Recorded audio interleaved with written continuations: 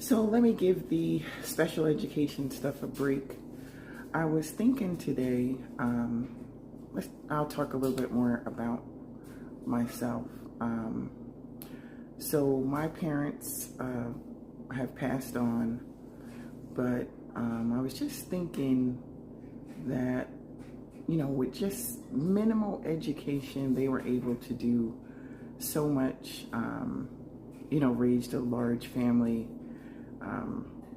5 girls and 3 boys. My mother was able to stay home with the children while my father worked, but they were the type that, they wouldn't ask anybody for anything. If they didn't have it, they just wouldn't have it. But being a single parent, where the father walked away or he just sends a couple dollars through child support, I'm forced, because my children have disability, to depend on people. And that is like the hardest thing for me to do. And it has nothing to do with pride. It's just, that's how I was raised. My parents did not ask people for anything, and they taught us the same, that you shouldn't be asking people for things or to help you and stuff like that. But then I started to look at that a little deeper, and the heavy burden that I have to carry being a single parent to twins with autism.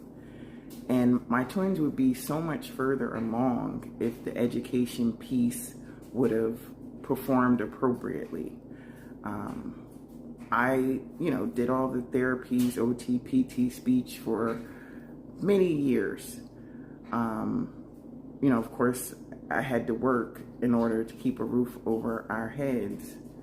But when the school piece fell apart, I could barely keep employment. If, my son's being sent home for behavior, suspended, my daughter was being bullied.